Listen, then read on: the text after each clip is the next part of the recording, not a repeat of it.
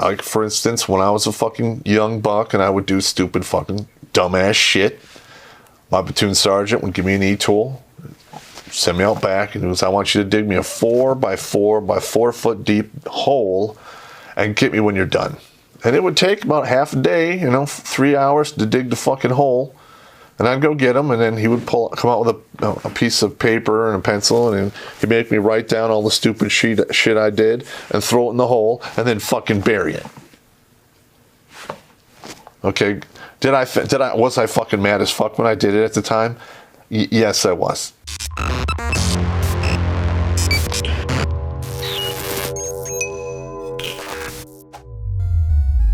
Hello, everybody. Terrence Pop here with another episode. Live from the lair. All right, where'd we leave off? I was coming to the end of being the NCOIC of security for Abu Ghraib prison. I don't remember the exact day it was. It was towards the end of May. They were doing that big investigation about the troop abuse and the bigotry and all the fucking horse shit that, Worthless and his lapdog were fucking doing to one of the minority soldiers who turned out to be pretty fucking squared away. And didn't go well for them. And now I was just at my desk. It was about 10:30 in the morning. And one of the soldiers from the 425 comes up and goes, "Hey, Pop, man, they just came and relieved the commander and the first sergeant, and they took like a boatload of other senior NCOs and fucking put them on a truck and shipped them off to fucking Victory." I was like, holy shit. So, I told the colonel. The colonel's like, well, it looks like you're going to wind up being the first sergeant, so, I'm going to have to find you a replacement.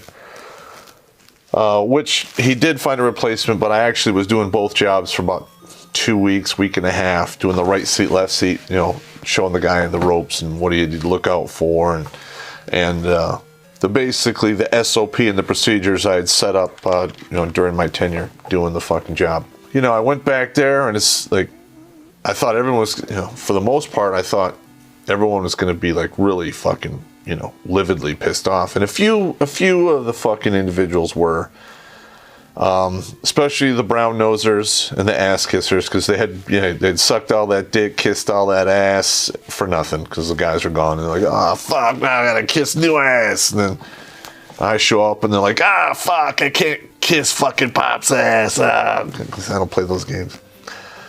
But the men were fucking ecstatic. I mean, they were like, they were ear to ear smiles. They're like, yeah.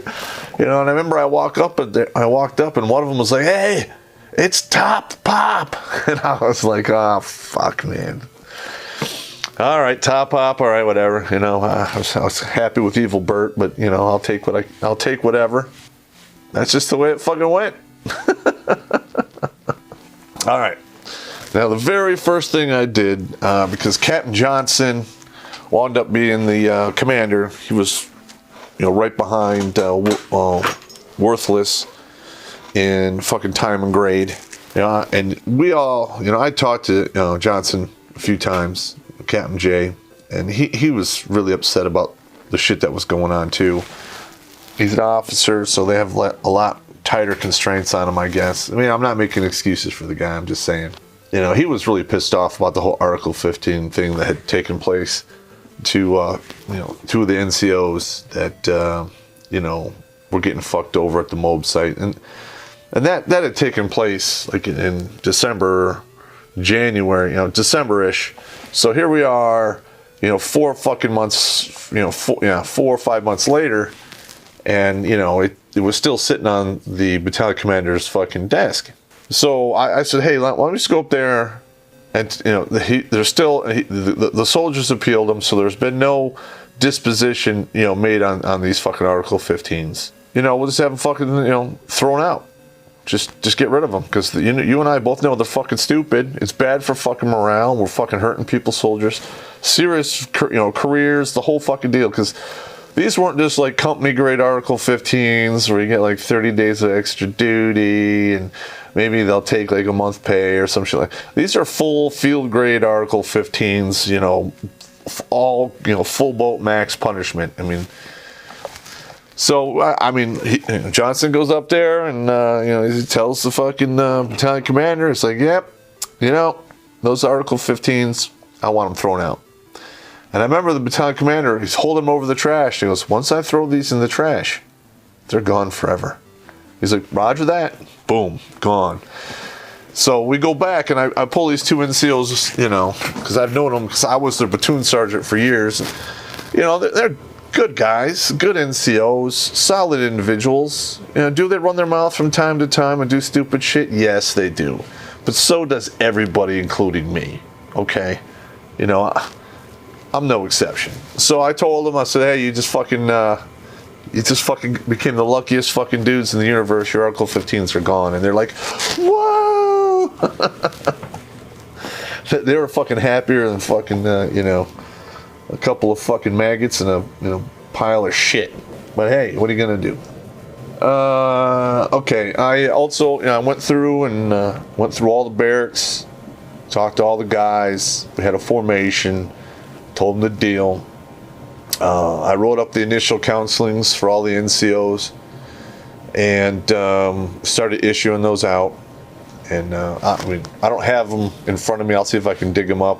If I can find them, I'll post them on redonkulous.com at the end of these fucking stories, along with like all of the fucking IG complaints and letters and all kinds of shit that happened. And, what are you gonna do? But it is what it is. Let's see. All right, now, Lapdog, he'd been, basically getting abused by the sergeant major. Sergeant major would have him run up there 1, 2, 3 in the morning, sometimes twice a night, over just fucking frivolous, stupid bullshit. So my next fucking course of business is I fucking got all my shit, walked down to fucking battalion, and I went in front of the sergeant major and I said, Sergeant Major, am I or am I not a first sergeant who works underneath you, or are you going to treat me like the last first sergeant, like your goddamn bitch? Because I'm not doing that. He's like, get the fuck out of my office. Ah! And I'm like, okay, not a problem. Just so you know where we're at, I'm not fucking doing the, run up here 3 or 4 times a night. I'm not fucking doing that. I'll come up here for the meetings, but I got 159 men to run, and I don't have time for fucking silly bullshit games. Have a good day. And that basically put an end to all the fucking horse shit, crazy ass fucking games that were being played between the sergeant major and the old first sergeant. Another thing I did is I formally set up a relationship between our unit and the 152, backyard motor pool repair fucking shop. I drew up a fucking formal memo. Commander signed it. I took it to those guys. They signed it. And it gave them a little more leeway when they had to fucking try to get parts and shit like that. Even though technically they weren't really mechanics. But it didn't really work. It didn't really matter because they're doing a fucking great job. So basically, I did the left seat, right seat with the other NCO IC of Abu Ghraib prison for about a week and a half, 2 weeks. And I did that for like 4 or 5 hours during the day, and then I was doing all my other first sergeant duties. And for those of you that don't know what an actual first sergeant is, the rank of sergeant major was basically created about 20 or 30 years ago. It's basically the guy who sits next to the battalion commander and runs all of the NCOs below him. But in reality, he doesn't do that. He acts more like an officer and turns into like some kind of just brown-nosing, fucking ass-kissing kind of thing, for the most part. Not all of them. In the infantry units, that's not the case, but in all of the other units I've ever seen, the sergeant majors really didn't do much other than, just fill a figurehead kind of role. They ran like promotion boards and stuff like that. But other than that, that's it. But the first sergeant goes all the way back to the Roman times when you have like a centurion, which basically is the top dog soldier of a unit of fucking, an infantry ground unit in the Roman army. All right, he'd been there fucking forever, and his job was to make sure that they got their beans, they got their bullets, they fucking were able to fucking march wherever they needed to go. The sick people were taken care of, People who are slacking got fucking punished. People who are doing fucked up shit were put to death, and follow the orders of the officers above them, and that's just how it works. So, I took it pretty serious. I mean, I'd already sworn on pain of death that I would return all of these motherfuckers home alive. So, I took it real serious. I mean, I literally made sure that I had high visibility to the men. All right, every night I walked through all of their fucking barracks. Not in a formal way. Just kind of walked through, hey, whatever. Because it was weird, because I went from being, Master Sergeant Pop, the cool guy that we all went to get shit done, to all of a sudden, oh shit, he's the first sergeant, everyone's jumping to parade rest and acting all crazy, and I really don't play those games. It just doesn't work for me. So, as long as nothing was like too super, as long as it wasn't super crazy, I really didn't say much about it. And there was a lot of stuff that went on. Soldiers do all kinds of crazy stuff to decompress. Who am I to judge? Okay. It is what it is. Want to retire someplace on the planet where the women look like this? I thought you did. But if you want to know how, first you need to go to MGTOWbooks.com and purchase MGTOW's Guide to Retiring on 200K in Southeast Asia. Don't forget to use the promo code POP, that's P-O-P-P, for 10% off. A link is in the description. All right, one of the first, problems I ran into, I had a couple of my team leaders come up to me and they're like, hey, First Sergeant, I got like these 3 guys. They're not taking showers. Okay, they just said, fuck it, we're not doing it. And because the fucking shower facility got rocked with 3 mortar rounds, direct hits, and they just weren't fucking having it. And I was kind of 50-50 on the thing. I'm like, yeah, I kind of understand, because it's a fucking, they got it dialed in on their mortars, but, there is a fucking other place you could take a shower. Granted, it's usually all jammed up and you have to fucking, fuck around with the hours, but it can be done. So I'm like, okay, call these guys down. So they all come down, and I'm like, okay, cool. And I ask them, I'm like, you guys gonna take a shower? And like, no, for salt. No, we're not. It's just too fucking dangerous. Not fucking doing it. I'm like, okay, well, so that's fine, but every day you don't take a shower. I'm building the super bunker on top of this fucking cell block. So you guys got to take 10 sandbags up a day. I'm like, all right, roger that. I'm like, okay. Now, there wasn't like a direct way to get to this roof. You had to go like this crazy roundabout way. So they'd fill up their sandbags, and they couldn't really carry more than 2 at a time. So it's like 5 trips. And it's up 3 stories, but you have to like climb up a ladder, go along a fucking goddamn balcony, and then climb another fucking ladder, and then come back over here, and then there's like this short little flight of stairs that takes you to the roof. Okay, now doing that at 120-degree heat, while wearing full battle rattle, because you gotta have your helmet and vest on, and a rucksack with your weapon and 2 sandbags in it, climbing up all that shit, you're making pretty much 5 trips a day. At the end of the first day, everyone put their sandbags up there. But at the end of the day, 2 of the guys are like, we'll take showers now. And I'm like, okay. I told them where the alternate shower point was. And that was that. And that one stick in the mud guy, he lasted for another 3 trips on day number 2, and then he finally came down, and he's like, I'll take a shower now for a start. I'm like, all right, see how easy that is. Now go wash your stinking nasty asses. Get the fuck out of here. Okay, because, I came up with some draconian fucking, infantry grunt punishment bullshit. And the reason I did it is, a large majority of the guys who come into the Army under the age, if you go from 18 to 25, at that age group in your life, you are not making the best decisions possible. All right. Scientifically, it's stated that, your brain isn't even done forming until the age of like 22 or 24 years old. So you have these guys make stupid ass decisions. I fucking punish them. I put it on paper. Then it goes into their file. And then 20 years later, when they want to become a first sergeant or a sergeant major, they reach into the file and they go, oh, back in the day when you were 21, you were a raging idiot. Fuck you. Now, what kind of shit is that? That ain't right.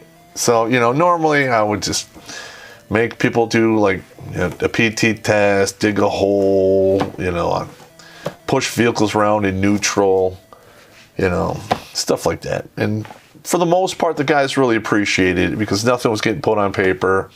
It was immediate feedback. I was looking them in the eye, telling them, hey, you fucked up. This is what you're going to do. And then when the punishment was over, it was fucking over.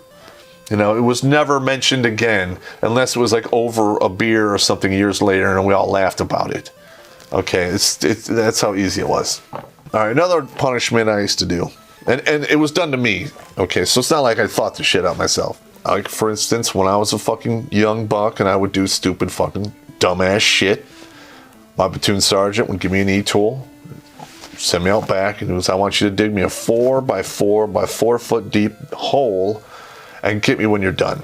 And it would take about half a day, 3 hours to dig the fucking hole. And I'd go get him, and then he would come out with a piece of paper and a pencil, and he'd make me write down all the stupid shit I did and throw it in the hole, and then fucking bury it. Okay, was I fucking mad as fuck when I did it at the time?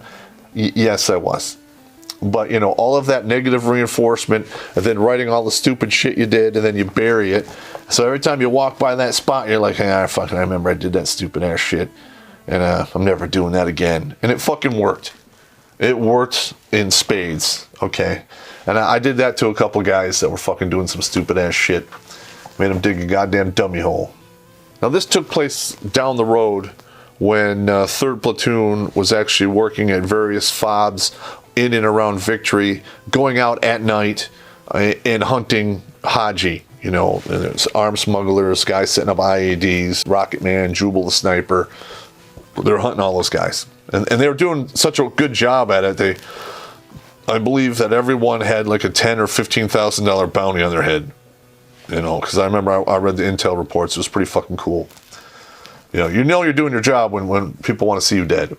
But, there was fucking issues with the vehicles, and there was directives coming up from higher down that all of their vehicles needed to be PMCS'd, and you basically looked over at their motor pool, their issuing point once a week. And the battalion said, it was at 3 o'clock to 6 o'clock on Wednesdays. You just bring the vehicle in, show all your 2404 forms or any deficiencies, and they would do what they had to do, or either they would deadline it, give you the parts, or make an appointment to get it fixed, which we knew wasn't going to fucking happen. And most of the time, we would take it through there. And if we were gigged on anything, we would just have the vehicle, take it over to the 152. They would fix it like lickety-split. We'd bring it back and be cleared that same day. But, Wednesday rolls around and 3rd Platoon's vehicles, they don't show up. And they're on reverse cycle. So they're sleeping during the day and they're working at night. So I call them about 7 o'clock in the evening. I'm like, hey, what the fuck? Where are you guys with the vehicles? Like, oh, for sorry, we'll be there tomorrow. Oh, yeah, we're sorry. And I'm like, okay. Mm-hmm. Thursday, they don't show up. I get my ass chewed Thursday night, 1,800 hours every night. I'm getting yelled at by the sergeant major, which it became like became kind of like an entertainment thing for the rest of the battalion. And I'll get to that story later. And, Friday night, getting my ass chewed. Saturday night, getting my ass chewed. Sunday afternoon, I'm like, you know what? This is fucking crazy. They're not here. So I get like 5 guys. We get in a vehicle. We get the universal key, which is the bolt cutters. We roll across, because at that point, we were staying at Slayer. We roll across from Slayer, which is literally across the highway, MSR from Victory. So it's only half a mile away. And we roll over there, cut the fucking locks off of all their vehicles, put drivers in them all, drive them back over to Slayer to the motor pool to get them TI'd. And it took like maybe 2 hours to all got that done. And then I had them all parked out in front of the fucking, our new headquarters. And this took place later on. I think it was like July, August. We had moved, majority of the headquarters moved from Abu to Slayer, and we still remained one first platoon still remained at Abu Ghraib for the entire deployment, and I went back there quite a few times. But I get a call from the guys over from Victory, and they're like, First Sergeant, yeah, do you have our vehicles? I'm like, yes, I do. Yeah, I'm getting them TI'd. Yeah, how do we get them? Because we don't have any. And I'm like, that's not my problem. I hang up. They call back like 10 minutes later, and I'm like, listen, I'm serious. It's not my fucking problem. You better fucking be here in a half an hour to get them, or you're royally fucked. And I hung up again. So, you know, they begged and borrowed and stole, or had somebody drive their asses over here. And I had all of the team leaders and all the ATLs of all 4 of the team show up. It's like 8 guys. And they had to get 4 vehicles. Or maybe 5, I don't remember. And I'm like, oh, you want your vehicles? All right. Well, you got to put each one in neutral and push it one time around the outside of Slayer, which was about a mile. And then that one will be good to go. So I made 8 guys push an up armor and some rat Humvees. Basically, they pushed a Humvee for like 5 miles, in neutral. And then they got down, they're all sweaty and fucked up. And I'm like, okay, what day you going to be here to do the fucking the inspection on the vehicles? They're like, Wednesday at 3 o'clock. And I'm like, yes, you are. Don't fuck with me again, because I will fuck you up. And that was it. And never had another problem with those guys. So anyway, gentlemen, that's my time going through the stories. As a First Sergeant, Company F, 425, Iraq, 2004.